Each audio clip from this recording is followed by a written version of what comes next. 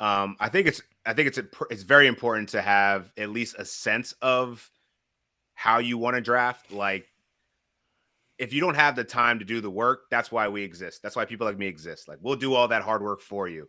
I'll do the project. I don't actually do my own projections this year, but I at least do rankings, and I update these rankings very frequently because y'all don't have time to be worried about the latest Woj bomb or which team got traded in this thing and this guy's moving up the depth chart. He's got a competition battle, positional battle. I'll do all that homework for you, and I'll account for all that within the ranking. So I do think rankings are important as you're entering the draft. I'm not saying that they're gospel or that they're law, but it just gives you a baseline of, hey, where could I get this guy, or where is this guy generally going?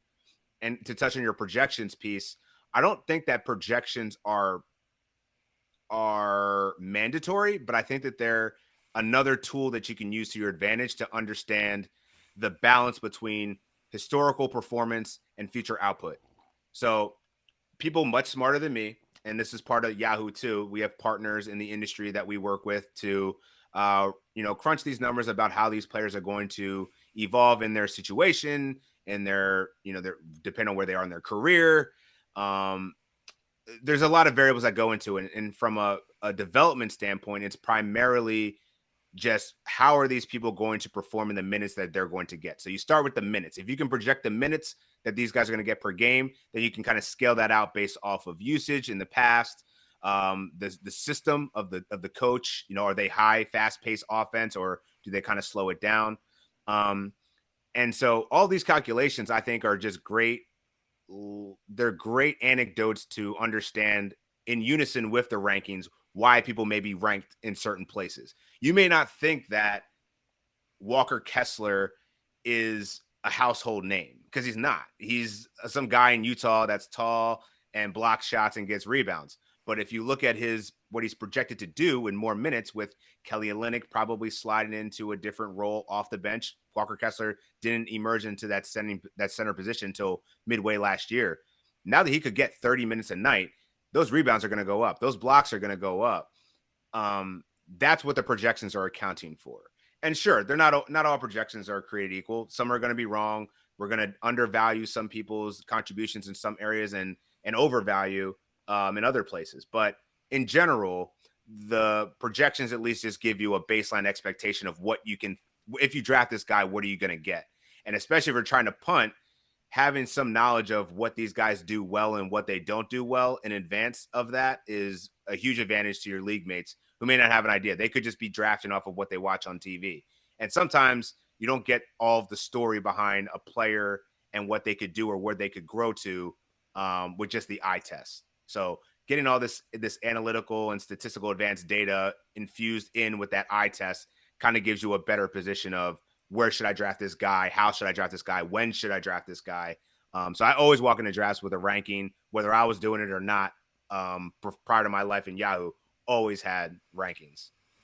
Very nice. So I want to piggyback off of that a little bit. So people go into draft rooms with their buds. People are locked in on those projections, like the list that's there in front Right. of them. Talk to me about the queue and how important the queue is, especially like sometimes people get buried, like 500s, 300s, like you won't even see them. How important is it for people to get in the draft room a little earlier and maybe get some people in their queue so they don't miss out?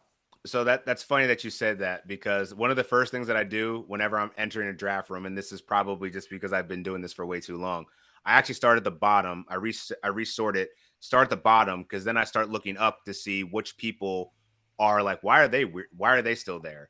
Um, and so that way you won't forget about them when you're getting to the later parts of the draft. And it's like, most of the main guys that I know are kind of off the board now. Let me go start going for my home run swings, or these guys are going to break out, or my sleepers that no one really knows about.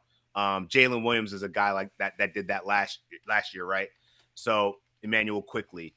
And yeah, so I usually start the bottom, resort, but I think it's a great point that you brought up with the queue, because I think some people maybe undervalue the importance of a queue.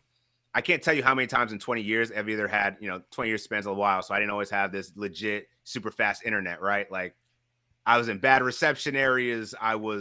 The thing just cut out. I don't know, some freak rainstorm is happening as I'm drafting, and I wind up getting an auto pick. The worst thing you can do is auto pick in fantasy. So I recommend having no less than 5 to 10 players in your queue at all times, because there's always going to be those moments when you think someone's going to come back to you and you're waiting just for the guy right before you to just take your guy. And then you're left there scrambling on the clock like, what am I going to do? What am I going to do? You don't have to worry about that. At least if you have your queue of 5 to 10, you have options. And that's the key. Always have options and a pivot plan in case that the guy that you were expecting to come to you doesn't get there. So you telling me you've been doing drafts so long, you was doing drafts on dial-up? You was on AOL? Yo, Dan Titus doing drafts since dial-up. Bro, I was drafting since I graduated high school in 2004. I was definitely drafted in 2001, and 100% that was still like AOL dial-up era, a little bit for sure. That's so good. Oh my goodness.